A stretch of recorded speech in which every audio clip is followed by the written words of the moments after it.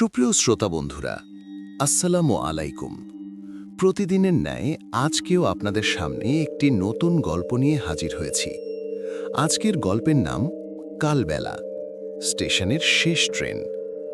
শ্রোতা বন্ধু, আপনি যদি আমাদের চ্যানেলে নতুন হয়ে থাকেন, চ্যানেলটি অবশ্যই সাবস্ক্রাইব করে পাশেই থাকবেন। চলুন এবার গল্প শুরু করা যাক। রাতে ট্রেনের শব্দের মধ্যে একটা আলাদা রকমের সুর থাকে। চাকার টুকটুক, লোহার শোঁশো, দূরের সিগন্যালের কাঁপা আলো। সেই সুর শুনলে অনেকের বুক কেঁপে ওঠে, কারণ রাতের রেল লাইন শুধু শহরকে শহরের সঙ্গে জোড়ে না, কখনো কখনো এমন কিছু জিনিসকেও জুড়ে দেয় যাদের থাকার কথা ছিল না এই দুনিয়ায়। আমার নাম রায়হান। চাকরির সূত্রে আমাকে প্রায়ই শহর থেকে শহরে যেতে হয়। সেই কাজেরই এক রাতে কাগজপত্র আর ল্যাপটপ ব্যাগ কাঁধে নিয়ে আমি পৌঁছে গিয়েছিলাম এক ছোট্ট স্টেশনে, নাম কালবেলা। মানচিত্রে খুব স্পষ্ট দেখা যায় না, আর যারা দেখেছেও তারা পাশ কাটিয়ে যায়। আমার অফিসের কাজে ভুল করে টিকিট কাটা হয়েছিল এই রুটেই, আর শেষ ট্রেন ধরতে হলে আমাকে কালবেলা স্টেশনে নামতেই হবে বলেছিল বুকিং ক্লার্ক। স্টেশনটা দেখেই আমার মনে হলো যেন সময় এখানে আটকে গেছে। প্ল্যাটফর্মের গায়ে পুরনো চুনকাম খসে পড়ছে, লোহার বেঞ্চে মরছে, আর বাতিগুলো এমনভাবে ঝিমঝিম করছে যেন নিজেরাই ঘুমিয়ে পড়তে চাইছে। ঘড়িতে তখন রাত 11:47। চারপাশে মানুষের ছায়াও নেই, শুধু একটা কুকুর দূরে বসেছিল, কিন্তু আমাকে দেখেই গো গো করে উঠে অন্ধকারে মিলিয়ে এলো। টিকিটটা পকেটে গুজে এগিয়ে গেলাম। কাউন্টারে কাউকে দেখা গেল না। সিগন্যাল কেবিনের পাশে একটা অল্প বয়সী লোক, হয়তো স্টেশনের কর্মী, চা খাচ্ছিল। আমি জিজ্ঞেস করলাম, শেষ ট্রেন কখন? সে আমার মুখের দিকে তাকালো, যেন কথাটা শুনতে পছন্দ করেনি। তারপর ধীরে ধীরে বলল, শেষ ট্রেন ঠিক 12টায়, কিন্তু আপনি যদি পারেন এই ট্রেনটা ধরবেন না। আমি হাসতে গিয়ে থেমে গেলাম। তার চোখে এমন কিছু ছিল, ভয় আর এক ধরনের ক্লান্ত অভিজ্ঞতা। মানে? আমি বললাম। সে চায়ের কাপে ঠোঁট ছুঁয়ে বলল, এখানকার একটা কথা আছে, 12টা ট্রেনটা সবসময় আসে না, আর যখন আসে যারা ওঠে তারা সবাই ফেরে না। এমন কথা আগে অনেক শুনেছি, লোকাল কুসংস্কার, গল্প বানিয়ে ভয় দেখানো। আমি বললাম, ভাই আমার জরুরি কাজ, উঠতেই হবে। লোকটা আর কিছু বলল না, শুধু ফিসফিস করে বলল, যদি ওঠেন কাউকে জিজ্ঞেস করবেন না কোথায় যাচ্ছে, আর মাঝপথে যদি ট্রেন থামে নামবেন না, কক্ষনো না। তার কথাগুলো বাতাসে কেমন করে যেন আটকে রইল। আমি একটুখানি অস্বস্তি নিয়ে প্ল্যাটফর্মের ধারে গিয়ে দাঁড়ালাম। দূরে রেল লাইন অন্ধকারের মধ্যে ঢুকে গেছে, যেন কোনো গহ্বর। ঠিক রাত 12টা বাজতেই একটা শব্দ হলো, টুক টুক টুক, ধীরে ধীরে এগিয়ে আসছে। কিন্তু আশ্চর্যভাবে সিগন্যালের আলো বদলালো না, কোনো ঘোষণা হলো না, প্ল্যাটফর্মে কোনো স্টাফ দৌড়োদৌড়ি করল না। শুধু বাতিগুলো আরও বেশি কাঁপতে লাগলো, আর হঠাৎ চারপাশের বাতাস ঠান্ডা হয়ে গেল, এমন ঠান্ডা যা শীতেরও না, মৃত্যুর মতো ঠান্ডা। ট্রেনটা এসে থামল। আমি প্রথমে বুঝতে পারিনি এটা সত্যি ট্রেন কিনা, কারণ কোচগুলোর গায়ে কোনো নাম নেই, কোনো নম্বর নেই। জানালার কাঁচগুলো ধোঁয়াটে, যেন ভেতরে ধোঁয়া জমে আছে। দরজা খুলল, কিন্তু শব্দ করে নয়, এমন নিঃশব্দে যেন কেউ নিঃশ্বাস ছাড়ল। তবু আমি উঠলাম। দরজার কাছে দাঁড়িয়েই খেয়াল করলাম, কোচের ভেতরে আলো আছে, কিন্তু সেই আলো হলুদ বা সাদা নয়, ধূসর, ফ্যাকাশে, যেন চাঁদের আলোকে কৃত্রিমভাবে বন্দি করে রাখা হয়েছে। ভেতরে কয়েকজন যাত্রী বসে আছে। অদ্ভুতভাবে সবাই খুবই চুপ। কেউ ফোন দেখছে না, কেউ কথা বলছে না, কেউ জানালার বাইরে তাকাচ্ছে না। তাদের মুখগুলো কেমন নিস্তেজ, চোখ খোলা, কিন্তু যেন চোখের ভেতরে প্রাণ নেই। আমি একটা ফাঁকা সিটে বসলাম। পাশে একজন বৃদ্ধ বসেছিল, মাথায় টুপি, হাতে লাঠি। আমি স্বাভাবিকভাবে বললাম, এই ট্রেনটা কোন স্টেশনে যায়? বৃদ্ধটা আমার দিকে তাকালো। তার চোখের মনি ছিল না, শুধু ধূসর সাদা। আমি সিটে জমে গেলাম। সে খুব ধীরে বলল, যেখানে যেতে হবে সেখানেই। তার কণ্ঠস্বর শুনে মনে হলো গলা থেকে নয়, কোথাও দূরের অন্ধকার থেকে শব্দটা ভেসে আসছে। আমার মাথা ঘুরে উঠল। ট্রেন চলতে শুরু করল। জানালার বাইরে অন্ধকারের মধ্যে গাছপালার ছায়া দৌড়াচ্ছে, কিন্তু একটু পরেই আমি বুঝলাম বাইরে গাছপালা নেই, শুধু ধোঁয়াটে কুয়াশা আর মাঝে মাঝে লালচে কিছু আলো, যেন দূরে কেউ জ্বলন্ত কয়লা নাড়াচ্ছে। হঠাৎ করেই ট্রেনের ভেতরে একটা অস্বস্তিকর গন্ধ ছড়িয়ে পড়ল, পচা ফুলের গন্ধ আর ভেজা মাটির গন্ধ। আমার বুক ধড়ফড় করতে লাগলো। আমি উঠে দাঁড়াতে চাইছিলাম, কিন্তু মনে হলো পা দুটো যেন মেঝেতে আটকে গেছে। তখনই দেখলাম ট্রেনের একেবারে শেষ দিকে একটা মেয়ে দাঁড়িয়ে আছে। তার চুল এলোমেলো, মুখ ঢেকে রেখেছে। সে ধীরে ধীরে এগোচ্ছে। তার পায়ের শব্দ নেই, কিন্তু প্রতিটি পদক্ষেপে বাতিগুলো কেঁপে ওঠে। মেয়েটা আমার সামনে এসে থামল, মুখ তুলল। তার মুখে চোখ নেই, শুধু দুটো গর্ত, ভেতরে অন্ধকার। ঠোঁট দুটো শুকনো, ফাটা ফাটা। সে কাঁপা কাঁপা গলায় বলল, আপনি কি আমার নামটা শুনেছেন? আমি গিলে ফেললাম, না আমি। মেয়েটা মাথা একটু কাঁধ করল। তাহলে আপনি ভাগ্যবান, যারা আমার নাম শোনে তারা ফিরে যেতে পারে না। আমি শ্বাস নিতে পারছিলাম না। চারপাশের যাত্রীরা তখনও নড়ছে না, যেন সবাই কাঠের পুতুল। শুধু বৃদ্ধটা মৃদু করে হাসল, কিন্তু সেই হাসিতে কোনো উষ্ণতা ছিল না, যেন কফিনের ভাকনা ঠক করে বন্ধ হওয়ার শব্দ। ট্রেন হঠাৎ ঝাঁকুনি দিয়ে থেমে গেল। বাইরে তাকাতেই দেখি কোনো স্টেশন নেই, শুধু একটা খোলা মাঠ, কুয়াশায় ঢাকা। কিন্তু মাঠের মধ্যে অনেকগুলো মানুষ দাঁড়িয়ে আছে। না, মানুষ না, ছায়া। তাদের মাথা নিচু আর তাদের শরীর থেকে ধোঁয়ার মতো কিছু উঠছে। তাদের মধ্যে কয়েকজন হাত নাড়ছে, যেন কাউকে ডাকছে। কোচের দরজা খুলে গেল। মেয়েটা ফিসফিস করে বলল, নামবেন? তার কণ্ঠে এমন আকর্ষণ ছিল, যেন কেউ ঘুমের মধ্যে ডেকে বলছে, এসো, এখানেই শান্তি। আমার মাথায় কর্মীর কথা মনে পড়ল, মাঝপথে নামবেন না। আমি বসে পড়লাম, চোখ বন্ধ করলাম।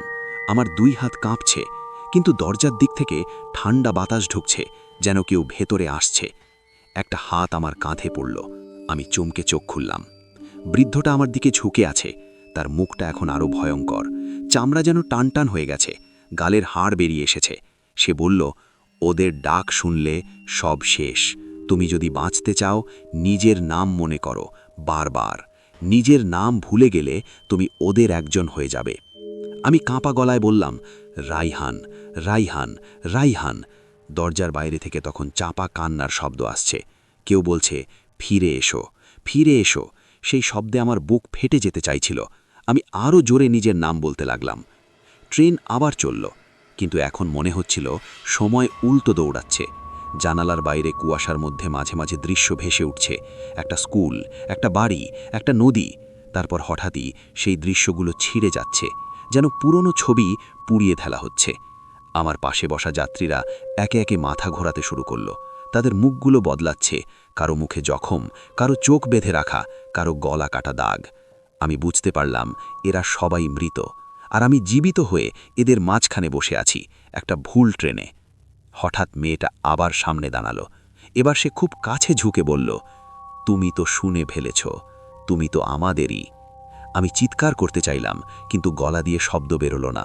মনে হলো আমার মুখের ভিতরটা বরফ হয়ে গেছে। মেয়েটা তার হাত বাড়ালো।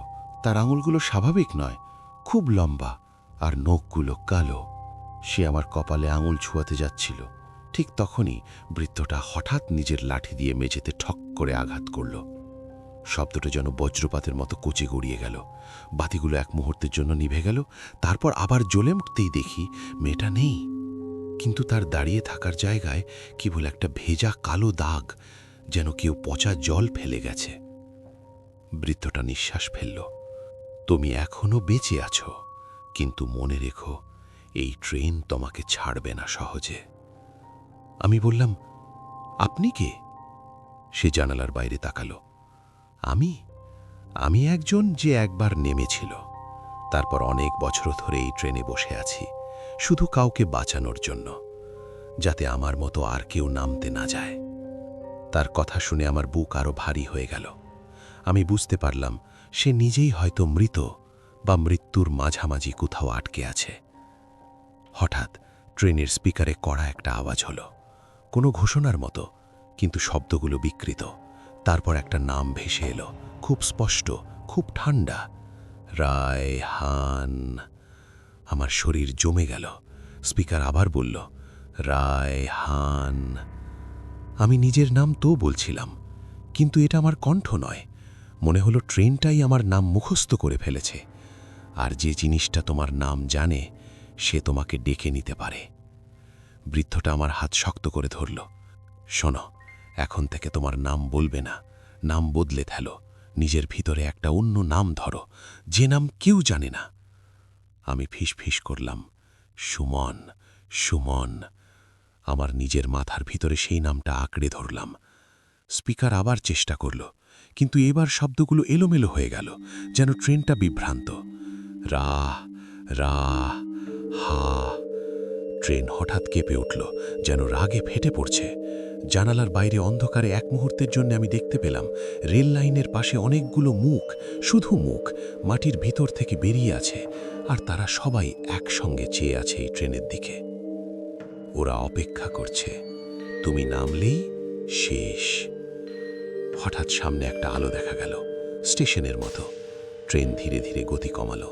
আমার বুকের ভেতর আশা জেগে উঠল, হয়তো এটাই গন্তব্য, হয়তো আমি বেঁচে যাব। কিন্তু আলো যত কাছে আসছে তত বুঝতে পারলাম এটা কোনো পরিচিত স্টেশন নয়। প্ল্যাটফর্মের নাম ফলকে লেখা, কিন্তু লেখা উল্টো। বাতিগুলো জ্বলছে না, শুধু অন্ধকারের মধ্যে নীলচে আলো। প্ল্যাটফর্মে লোক আছে, তারা দাঁড়িয়ে হাত নাড়ছে, কিন্তু তাদের হাতগুলো স্বাভাবিকের চেয়ে বেশি লম্বা, আর মুখগুলো ঝাপসা। ট্রেন থামল, দরজা খুলে গেল, আবার সেই ঠান্ডা বাতাস ঢুকল। বৃদ্ধটা বলল, এটা তোমার স্টেশন না, চোখ বন্ধ করো, নড়বে না। কিন্তু তখনই আমি শুনলাম প্ল্যাটফর্ম থেকে কেউ আমার মায়ের কণ্ঠে বলছে, রায়হান, বাবা, নামো, বাড়ি চলে এসো। আমার শরীর কেঁপে উঠল।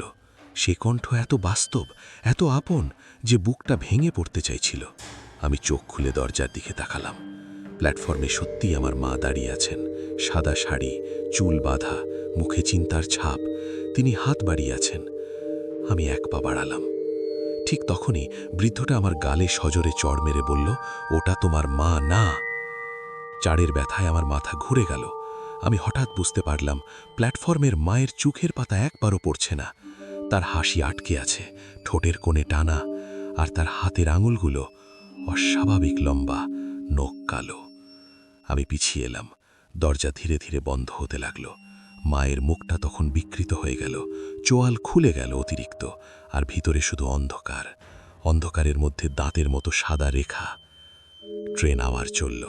আমি কাঁদছিলাম, কিন্তু চোখের জল বেরোচ্ছিল না, শুধু বুকের ভেতরটা শুকিয়ে যাচ্ছিল।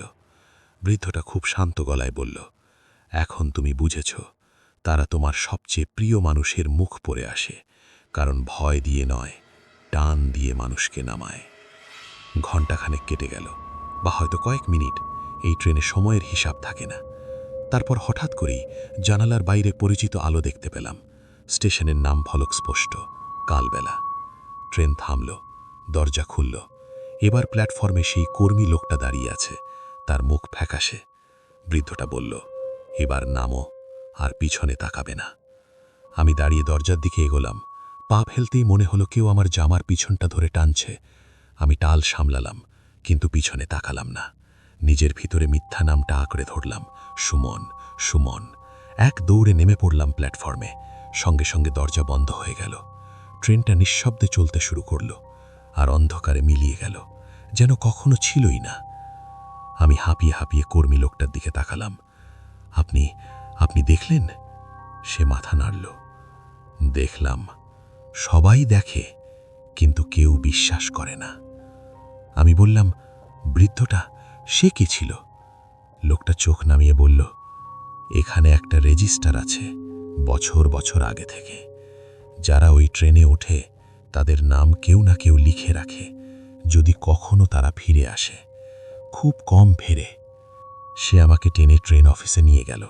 একটা পুরনো খাতা খুলল।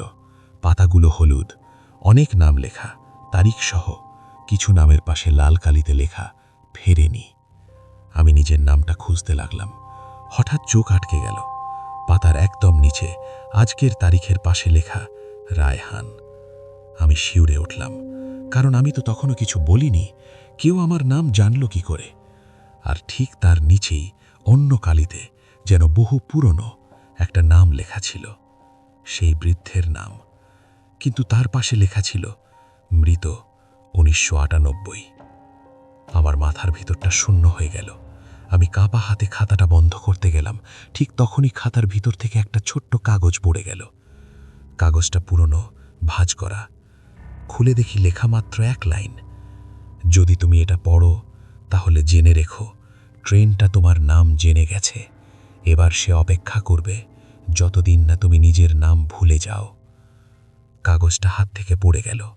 বাইরে প্ল্যাটফর্মে ঝিমঝিম আলো কাঁপছে, আর দূরে রেল লাইনের অন্ধকারের ভিতর থেকে হঠাৎ করে ভেসে এলো সেই একই বিকৃত ঘোষণা, খুব আস্তে কিন্তু স্পষ্ট, রায়হান।